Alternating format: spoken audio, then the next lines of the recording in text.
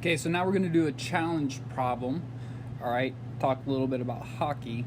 Ryan passes the puck to Jason by bouncing the puck off the wall of the rink. The angles that the path of the puck makes with the wall are congruent.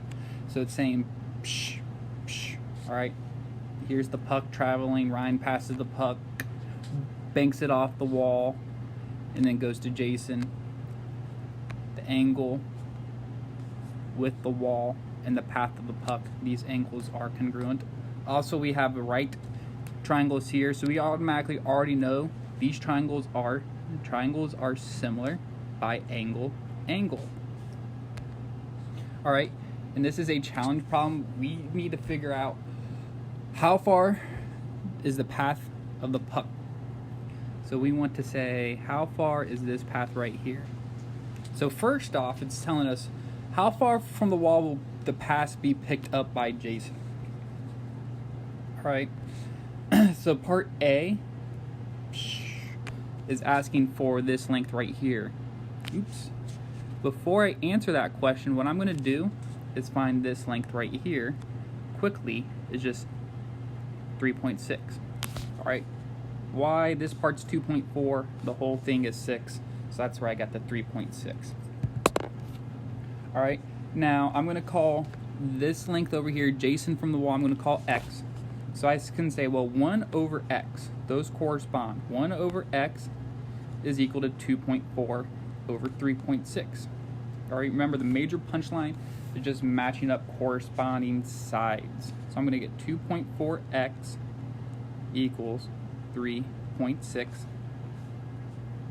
All right, I'm going to divide both sides by 2.4. I'm going to get 3.6 divided by 2.4, and I'm going to get X equals 1.5.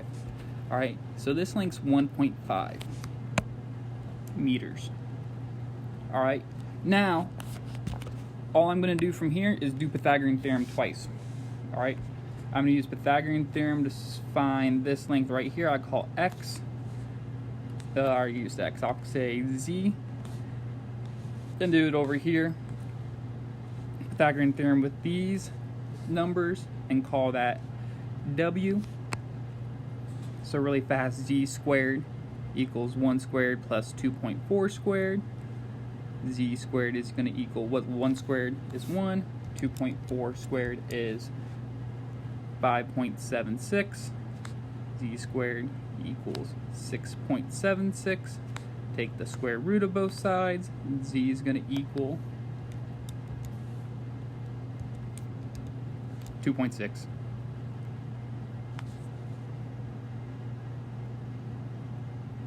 And then W, we use a different color for W. W squared equals 1.5 squared plus 3.6 squared.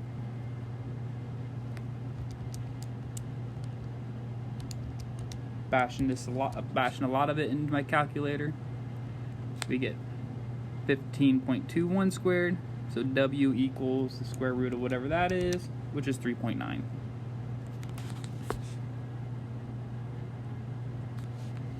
So the path of the puck is 2.6 plus 3.9. All right, so P equals that, which is 6.5. Woo!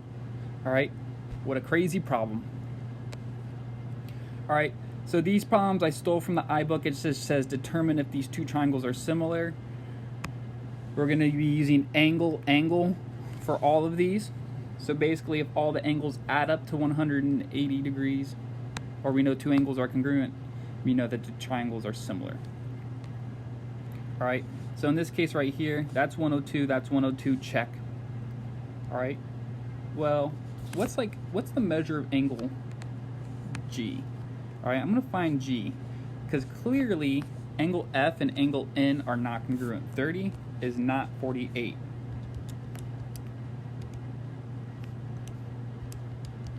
So doing some calculations off screen, G is 48 degrees. All right, so I don't even have to find angle M. I know 102, 102. Those are congruent. 48, 48 are congruent. So the triangles are similar, and then writing a similarity statement, I'm going to have triangle. I can just do any combinations I want. F, E, G is similar. Well, M is the one that's going to be 30 degrees, so M must be first. E and L are congruent, and then G and N are congruent. So the triangles are similar, the angles themselves are congruent. And then this one right here, we have to be really good at identifying this. Boom. We know that these are congruent by vertical angles. And then whenever we have parallel lines, it's not always the case, but it's a lot of the times the case.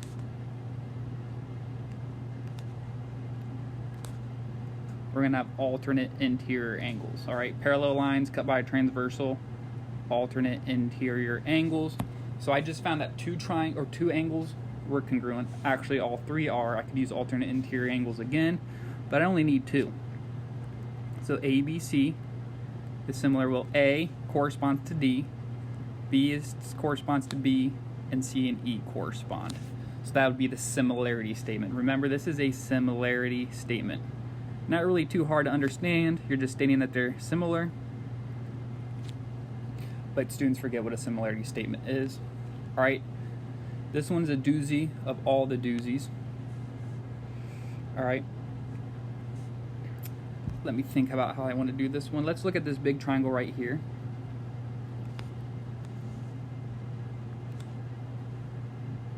And we'll compare it to this little one on the inside.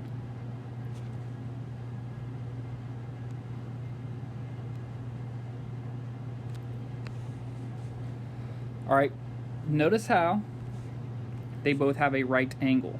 They have a right angle, a right angle. They both also have angle E. Angle E exists in this little triangle, it exists in this big triangle. So they both have a 90-degree angle, and they both have angle E. So that's two angles, angle, angle. So yes, they are similar. Specifically, triangle G DE, which is the big blue one, is similar to triangle. Well, G corresponds to D. D's are the right angle in the big one. F's the right angle. So notice how the 90-degree angle is in the middle in both of them. That's 90 degree, that's 90 degree. And then they both have angle E. All right, there's actually more going on in this problem, but in spirit of time, I don't want to make the video last too long. We'll just move on. All right, stop this video. I'm going to talk about SAS in the next video.